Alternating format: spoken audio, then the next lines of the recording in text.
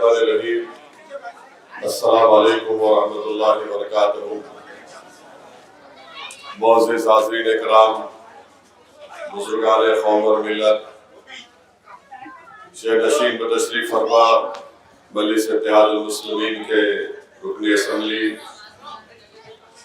अरकान बल्दिया, मुअज़्ज़िज़ सदर मोतमदीन, मुहिबान मजलिस, मेरी ज़दा और माँ और बहनों, भाइयों, नौजवान साथियों, अज़ीज़ान मिल्लत, मेरी आप तमाम से गुजारिश है कि 13 मई के दिन आप तमाम को अपने एक एक वोट का इस्तेमाल करना है और अपने वोट को ज़ाय होने से बचाना है और अपने वोट को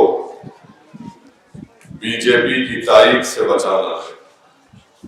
अब आप ये सोच रहे होंगे कि जिस जगह पर असदुद्दीन ओवैसी खड़े होकर हमसे बात कर रहे हैं, वहां पर बीजेपी को कैसे फायदा हो सकता है।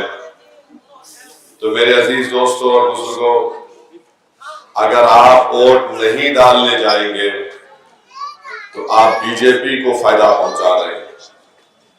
अगर आप वोट डालने जाएंगे तो आप मजलिस इत्तेहादुल मुस्लिमीन को एक भारी अक्सरियत से कामयाब करेंगे। अगर आप ये समझेंगे कि मैं नहीं गया तो क्या होता, मैं बैठ के दुआ कर दूंगा और मजलिस कामयाब हो जाएगी, यकीनन मजलिस इत्तेहादुल मुस्लिमीन कामयाब होगी। मगर अगर आप वोट डालने नहीं जाएंगे तो फिर आप बीजेपी का साथ दे रहे हैं।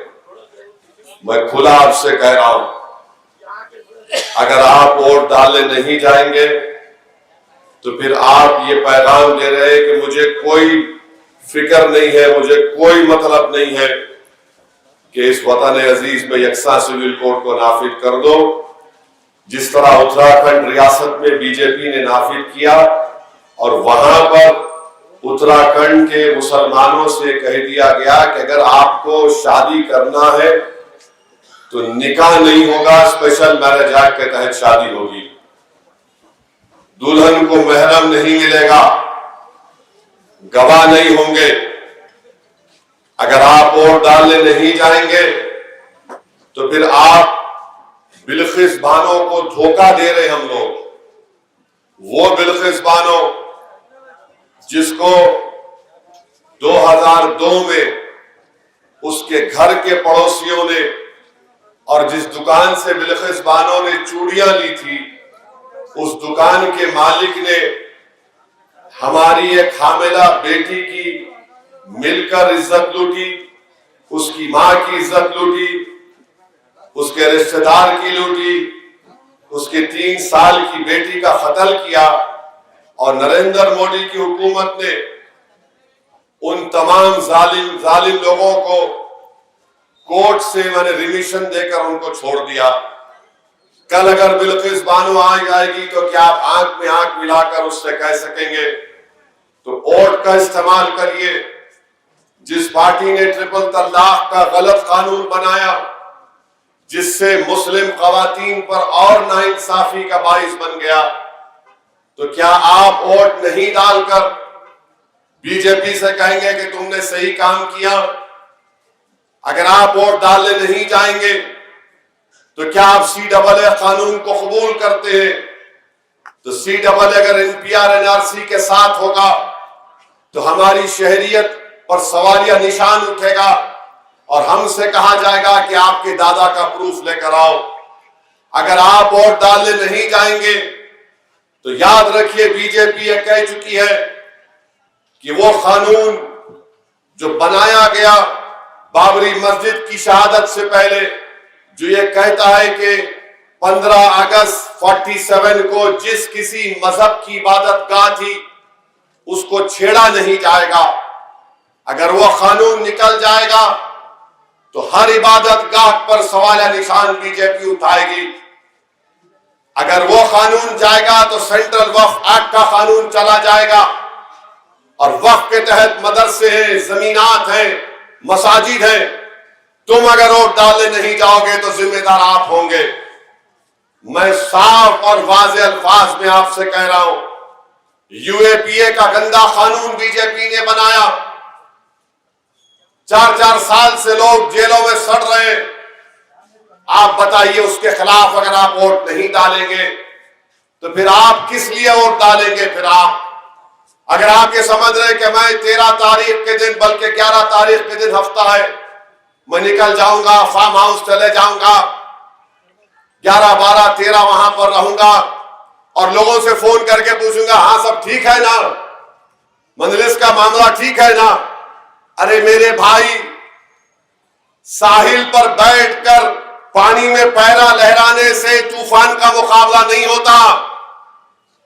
जब तुम्हारे सामने तूफान है, तुम्हारे दिलों में अगर हौसला है, अज़म है, तो कूदो समंदर में और साइज बातिल तूफानों से कहो कि तुम हैदराबाद की तरफ रुख नहीं करना, हम तूफानों के रुख मोड़ देंगे। जलजले आए तो हम तुमसे कहेंगे कि तुम जलजलों से नहीं डरा सकते, हमारा वजूद खुद एक जलजला था। अगर फिरका परस्त ताकतें हमारे सरों पर अंधेरे बादल मंडा रहे तो हम पुकार कर इत्तेहाद की ताकत पर कहेंगे कि सुनो जालिमो, हमारा वजूद खुद एक उजाला था। तुम्हारे ये बादल जो फिरका परस्ती के हमारे सरों पर मंडा रहे, हम इससे डर और खौफ नहीं पैदा होने देंगे। तो मेरे अजीज दोस्तों, मेरी इज्जतदार माँ और बहनों, और खास तौर से मेरे गयूर नौजवानों, ये लड़ाई तुम्हारे मुस्तकबिल की लड़ाई जा रही है।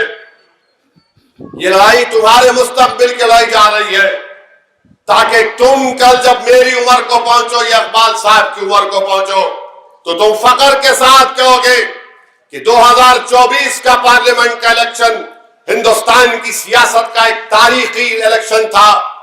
हम सब ने फैसला लिया कि हम तारीख को रकम करेंगे, नई तारीख बनाएंगे। हम तारीख का हिस्सा नहीं बने। तुम वोट नहीं डालोगे, तुम तारीख का हिस्सा बनोगे और किताबों में भी तुम्हारा जिक्र नहीं होगा। अरे वो लोग जो वोट डालेंगे, दुनिया उन पर फख्र करेगी और सलाम करेगी कि वो लोग थे जिन्होंने बातिल ताकतों के खिलाफ अपने इत्तेहाद और अपने सियासी शऊर की बुनियाद पर अपना एक वोट मजलिस इत्तेहादुल मुस्लिमीन के हक में इस्तेमाल करा। तो मेरी आपसे अदबन गुजारिश है कि 13 तारीख के दिन एक वोट को इस्तेमाल करिए।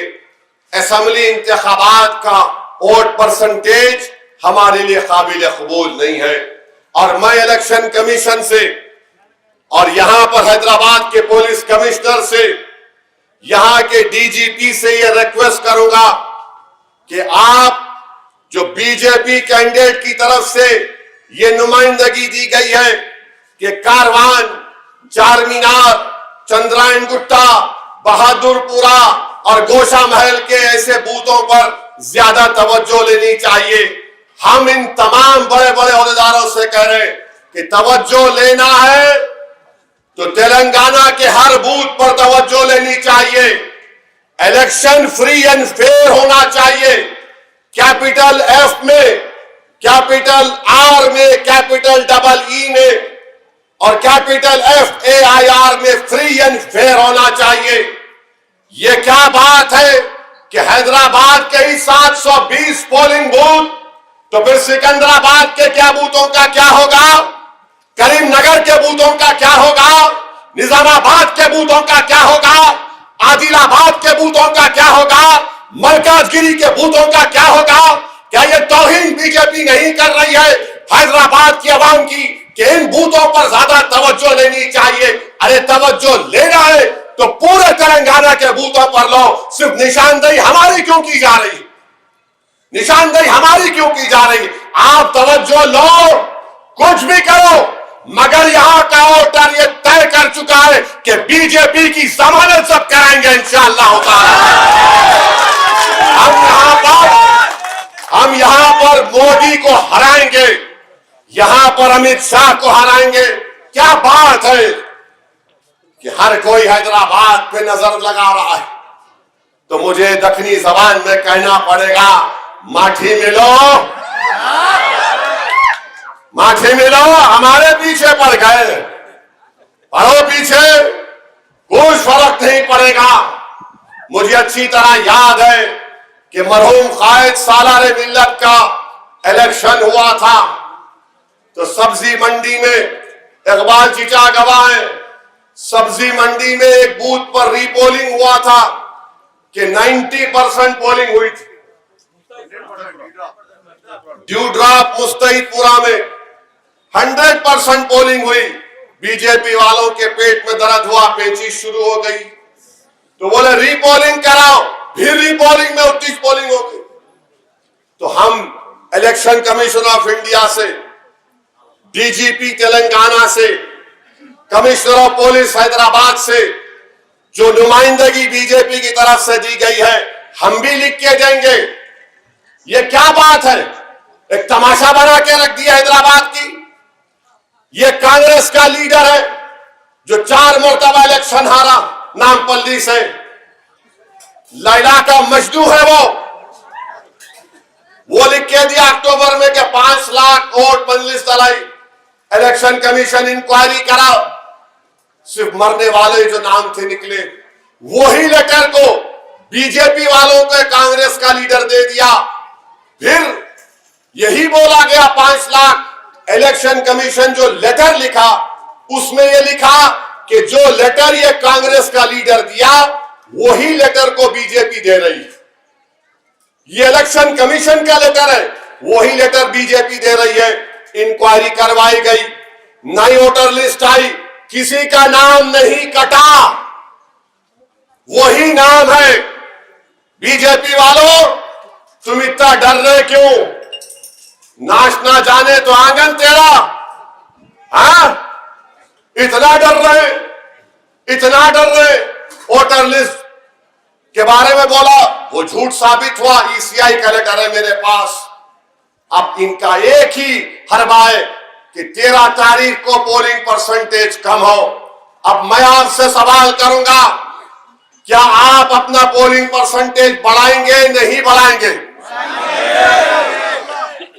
आप तमाम अपना वोट इस्तेमाल करेंगे, करेंगे, या फिर ये बीजेपी वाले जो बोल रहे हैं उसकी साजिश का शिकार हो जाएंगे?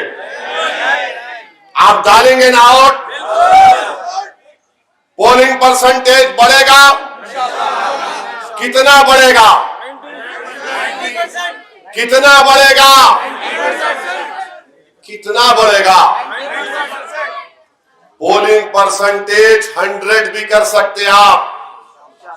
100% पोलिंग करवाइए। और ये जो बीजेपी वाले हार मान चुके हैदराबाद से, इसीलिए तमाम कोशिशें करते जा रहे हैं। मेरे यकीन है कि इंशाअल्लाह ताला इनको शिकस्त होगी और बदतरीन शिकस्त होगी इंशाअल्लाह ताला। और हम इलेक्शन कमीशन ऑफ इंडिया से अपील करते हैं, चीफ इलेक्टोरल ऑफिसर से अपील करते हैं, DGP Telangana, commissioner police Hyderabad से, सिर्फ 700 पोलिंग बूथ नहीं, पूरे तेलंगाना के पोलिंग बूथों पर स्पेशल तवज्जो ली जाए। हैदराबाद पर ही क्यों भाई?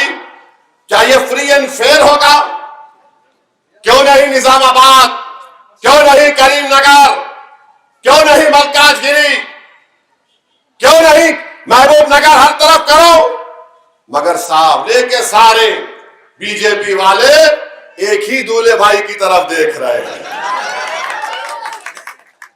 पूरे के पूरे एक ही दूल्हे भाई की तरफ नजर पड़ी हुई है। ये हैदराबाद की आवाम की तौहीन कर रही है बीजेपी। आप इस तरह के जो बातें कर रहे हैं, इससे हैदराबाद की आवाम की तौहीन करने की कोशिश कर रहे हैं। और दूसरी बात, अमित शाह आज तकरीर कर रहे हैं, असद ओवैसी, असद ओवैसी रजाकार। अमित शाह साहब, ऐसा लगता है कि बगैर मेरा नाम लिए आपको रात में नींद नहीं आती है, पेट में दर्द शुरू हो जाता उनको असद ओवैसी का नाम लेना। अब बोल रहे असद ओवैसी ये, असद ओवैसी वो। ठीक है, कोई बात नहीं, नाम लो मेरा, मगर ये अल्लाह का बड़ा करम है कि मेरी जबान पर तुम्हारा नाम तो आ गया। वो एक बहुत मशहूर पिक्चर मैं कहीं अपने उस अय्याम जहालिया में देखा था। कौन सी पिक्चर थी? मुगल आजम। मुगल आजम पिक्चर में अनारकली को जेल में डालते तो बादशाह अकबर उससे पूछते, बोल तेरी आखिरी ख्वाहिश क्या है? तूने बोलती मेरे को मलिका बनना है। तो बादशाह बोलते, तेरे दिल की बात जबान पे आ ही गई। तो अमित शाह, दिल की बात जबान पे आ ही गई। मोदी जी, दिल की बात जबान पे आ ही गई।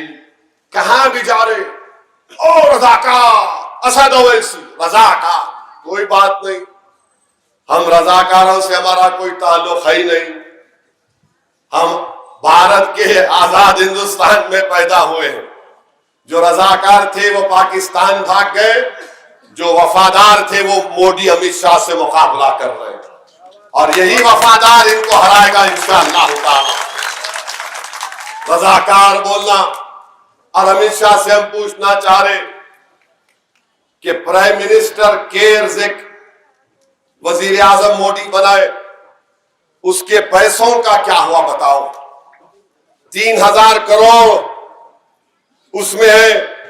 बताइए अमित शाह, वो 3000 करोड़ कहां गए? उसका इस्तेमाल कैसे हुआ? 3000 करोड़ पीएम केयर्स फंड में है। वो 5-6 हजार करोड़ इलेक्ट्रल बॉन्ड, बताओ अमित शाह, कौन से बैंक में आपने रखे? तुमने क्या किया? और बोलते मुस्लिम वोट बैंक है। अरे अमित शाह, ट्रिपल तलाक, CAA, NRC, NPR, ये सब कवानीन ये आप बनाए तो आपके वोट बैंक के लिए बनाया आपने। बताओ ये क्यों बनाया आपने? एनकाउंटर, बुलडोजर आप करते हैं तो आपके वोट बैंक के लिए करते हैं। तो मेरे अजीज दोस्तों, अगर मेरा वोट बैंक होता, अगर मेरा वोट बैंक होता अमित शाह, तो तुम 4 साल से चीन को नहीं निकाल सके। अगर मेरा वोट बैंक होता तो मैं चीन को भारत की जमीन में आने नहीं देता। अगर मेरा वोट बैंक होता अमित शाह, तो मैं चीन को उखाड़ कर फेंकता डेमसाक और डेमचाक से। अगर मेरा वोट बैंक होता अमित शाह, तो मैं चंद घंटों की मोहलत देकर लॉकडाउन नहीं करता। अगर मेरा वोट बैंक होता तो मैं पहले से तैयारी करता कोविड के इंजेक्शन की। मैं 25-30 लाख भारत के लोगों को मरने नहीं देता। अगर मेरा वोट बैंक होता तो मैं गरीबों के अकाउंट में पैसे डालता। अगर मेरा वोट बैंक होता तो मैं नौजवानों को रोजगार के मौके फराहम करता। अगर मेरा वोट बैंक होता तो मैं बिल्किस बानो की असमत रेजी करने वालों को नहीं छोड़ता। अगर मेरा वोट बैंक होता तो इस मुल्क में बुलडोजर का इस्तेमाल नहीं होता। अगर मेरा वोट बैंक होता तो मैं किसी को फसाद करने नहीं देता। अगर मेरा वोट बैंक होता तो मैं हिंदू मुसलमान के इत्तेहाद को और मजबूत करता। अगर मेरा वोट बैंक होता तो मैं दलितों को ऊंचाइयों पर लेकर जाता। मगर तुमने 10 साल में क्या किया बताओ? इस मुल्क में तुमने कुछ नहीं किया, कुछ नहीं किया तुमने, और बर्बादी की तरफ इस मुल्क को आप लेकर चले गए। मेरे अजीज दोस्तों और बुजुर्गों, तीसरी अहम बात, वजीर आजम मोदी ने क्या कहा अपनी तकरीर में? सुनो आप, है तुम्हारा लोग पास लगाओ तो सुनाओ यहाँ के लोगों को, जल्दी जल्दी, टाइम कम है। सुनिए। उनकी सरकार से उन्होंने कहा था, और पहले दिन उनकी सरकार से उन्होंने कहा था कि देश की संपत्ति पर पहला अधिकार मुसलमानों का है। इसका मतलब ये संपत्ति इकट्ठी करके किसको बांटेंगे? जिनके ज्यादा बच्चे हैं उनको बांटेंगे, घुसपैठियों को बांटेंगे। क्या आपकी मेहनत की कमाई का पैसा घुसपैठियों को दिया जाएगा? ये कांग्रेस का मैनिफेस्टो कह रहा है कि वो माता और बहनों का सोने का हिसाब करेंगे, उसकी गिनती करेंगे, जानकारी लेंगे और फिर उस संपत्ति को बांट और उनको बांटेंगे जिनको मनमोहन सिंह जी की सरकार ने कहा था कि संपत्ति पर पहला अधिकार मुसलमानों का है। भाइयों बहनों, ये अरबन नस्ल की सोच, मेरी माताओं बहनों, ये आपका मंगल सूत्र भी बचने नहीं देंगे, यहां तक जाएंगे न कहने। अब आप अंदाजा लगाइए, एक मुल्क के वजीर आजम भारत के मुस्लिम अक़लियत को घुसपैठी कह रहे हैं। घुसपैठी के माने यह है कि हम लोग बांग्लादेश से, भूटान से, बर्मा से, पाकिस्तान से आकर भारत में बस गए। आप लोग घुसपैठी है? चिचा आप घुसपैठी है? आप घुसपैठी है? कितने लोग घुसपैठी नहीं? हाथ उठाओ। जो नहीं है हाथ उठाओ। हाथ उठाने में तकलीफ हो रही है। ठीक है, अब आपको शौक है किसी हिंदू बहन के गले से मंगलसूत्र छीनने का? शौक है आपको? आपकी फितरत में है? मोदी जी बोल रहे हैं, और मोदी जी बोल रहे हैं कि मुस्लिम खवातीन ज्यादा बच्चों को पैदा करते। मोदी जी खुद भूल गए कि उनके अब्बा 6 को पैदा करें। अमित शाह की 6 बहनें हैं, गोलवालकर के 11 थे, 11 भाई बहन उनके दोस्त। आप हमको बोल रहे हैं झूठ है। गवर्नमेंट का डेटा यह बोल रहा है कि खवातीन का TFR rate, total fertility rate गिरा है, गिरेगा। मगर मोदी क्या कर रहे हैं कि इस देश में मुसलमानों की इतनी आबादी हो जाएगी कि हिंदुओं से बढ़ जाएगी। कभी नहीं होगा। आज से 50-55 साल के बाद हमारे हिंदू भाइयों की आबादी स्टेबलाइज हो जाएगी। उसके 30-40 साल के बाद मुसलमानों की आबादी स्टेबलाइज हो जाएगी, यानी मुसलमानों की आबादी 17% तक जा सकती है।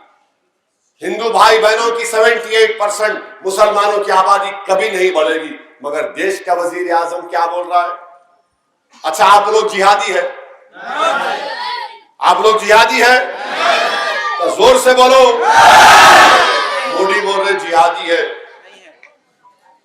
अब आप बताइए, अक़लियतों को, भारत की सबसे बड़ी अक़लियत, उनके ताल्लुक से मोदी इस तरह की जबान इस्तेमाल कर रहे हैं। याद रखिए, गुजरात के एक मरकजी वजीर रूपाला है। रूपाला ने गुजरात के राजपूतों के बारे में कुछ बक दिया नाप शनाप, तो गुजरात के पूरे राजपूतों ने लाखों लोगों का एक जलसा किया और कहा कि हम बीजेपी को वोट नहीं देंगे, हमारे जज्बात को ठेस पहुंची है। आप क्या करेंगे मुझे बताओ? आप क्या करेंगे? जो वजीर आजम हमको जलील और रुस्वा करने की कोशिश कर रहे हैं, हमारे इज्जत नफ्स को ललकार रहे हैं।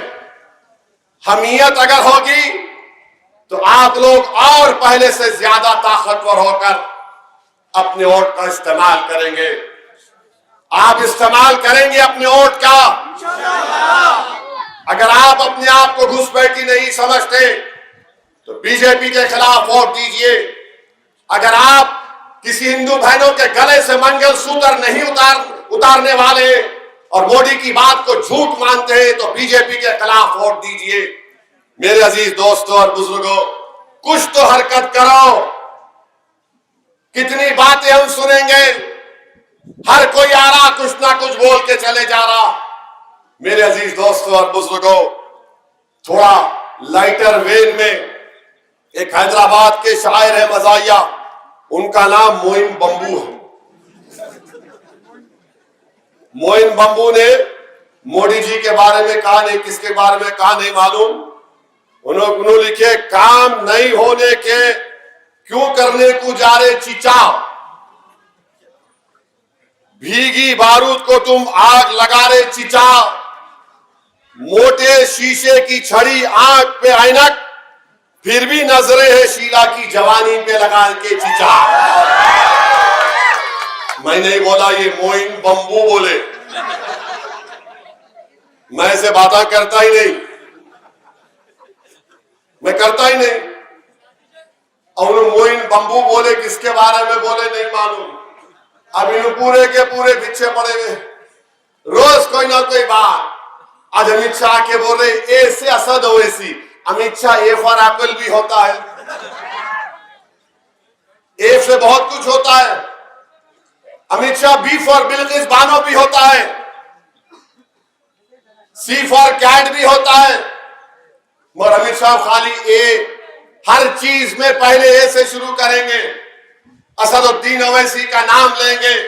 मगर आप याद रखिए अमित शाह हैदराबाद में यहां पर दलित लोग भी हैं जो ये तय कर चुके हैं कि 400 पार का मतलब आइन को बदल देना, 400 पार का मतलब दलितों के रिजर्वेशन को खत्म कर देना, 400 पार का मतलब आइन के बेसिक स्ट्रक्चर को खत्म कर देना। ये बीजेपी करना चाहती है। बीजेपी आपको ये नहीं बोलती कि 400 पार अब की बार मोदी बोलते, अरे मोदी जी पेट्रोल 100 पार हो गया, पेट्रोल 100 पार हो गया। मगर देश के वजीर आजम को पेट्रोल की कीमतों की फिक्र नहीं है। वो ये समझ रहे हैं कि मैं बोलूंगा और सब लोग वाह करके उनको वोट डाल देंगे। मेरे भाई, ये हैदराबाद की पार्लियामेंट की सीट सिर्फ हैदराबाद या मजलिस इत्तेहादुल मुस्लिमीन की नहीं है। मुल्क के कोने कोने से लोग मुझे पैगाम भेज रहे हैं, अपने दोस्त अहबाब से पूछ रहे हैं कि भाई हम सब दुआ कर रहे हैं कि असदुद्दीन ओवैसी जीत कर भारत की पार्लियामेंट में जाए। कोई सच्चाई को नहीं बयान कर सकता, कोई आइन के दायरे में रहकर दलीलों के साथ इस हुकूमत के गलत पॉलिसियों को कोई बयान नहीं कर सकता। तो मेरे भाई, मेरी आपसे गुजारिश है कि एक वोट का इस्तेमाल करिए, डरने और घबराने की जरूरत नहीं है। पोलिंग के दिन मैं भी रहूंगा आपके दरमियान में, आप अमन से जाइए, पुरसुकून अंदाज से तरीके से जाइए, अपने वोट का इस्तेमाल करिए। और जो लोग बोल रहे पतंग को काट देंगे, याद रखो पतंग को काटने के लोग समझते दो तरीके, ढील से या खींच से। मैं हमेशा तीसरे तरीके को अपनाता हूं और वो है अत्ते मार के दूसरे की पतंग को रख लेना।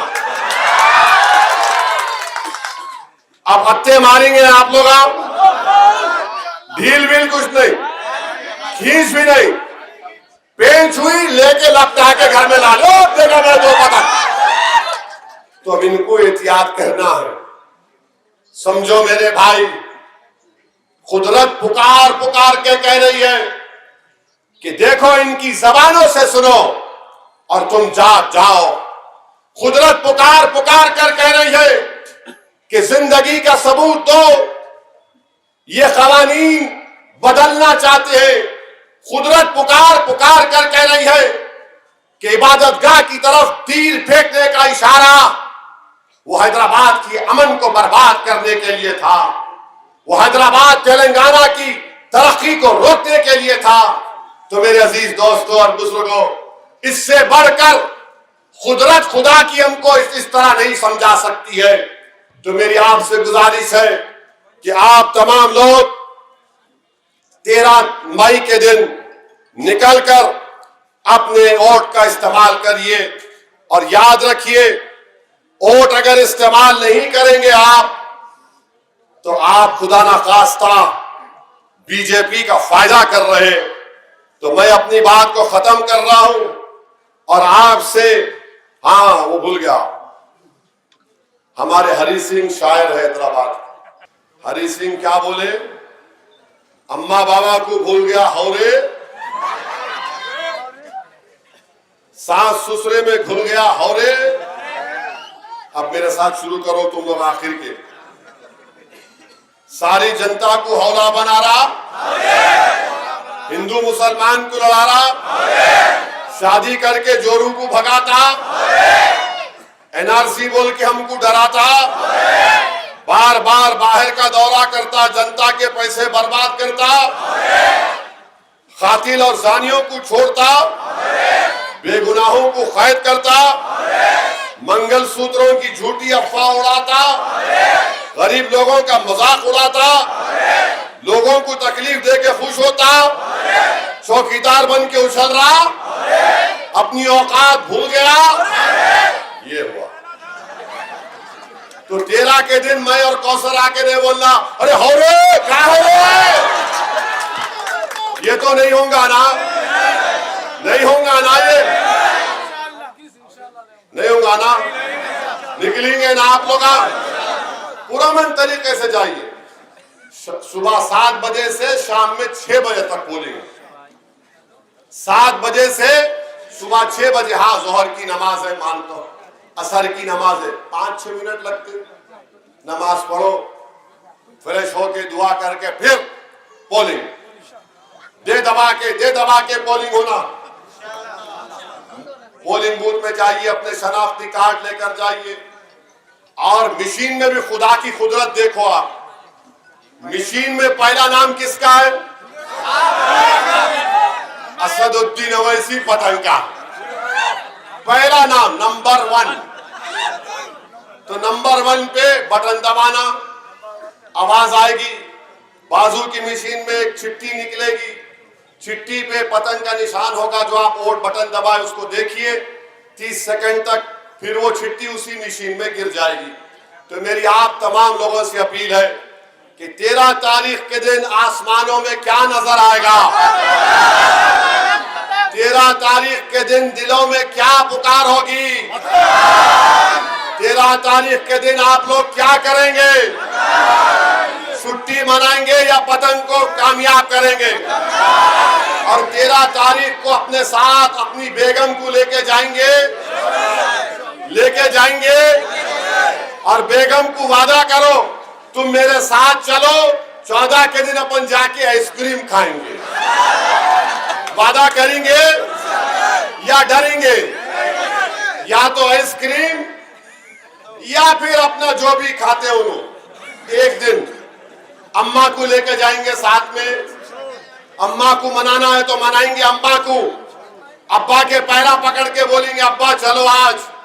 अब्बा बोले चल जा माटी मिले तू जा, बोलते अब्बा को बोला मारो अब्बा मगर आपको चलना है। पूरों को लेके जाओ मेरे भाई, ऐसा दिखना कि ईद का माहौल है। इंशाल्लाह दिखेगा ना, ईद का माहौल दिखना, पूरे दबा के जाना, दबा के बटन दबाना, 7 बजे से शाम में 6 बजे तक खाली टी टी टी टी की आवाज आना, और इंशाअल्लाह ताला एक भारी अक्सरियत के साथ आप मजलिस इत्तेहादुल मुस्लिमीन को कामयाब करिए। जलसा जारी रहेगा। मुझे बहादुरपुरा को पहुंचना है,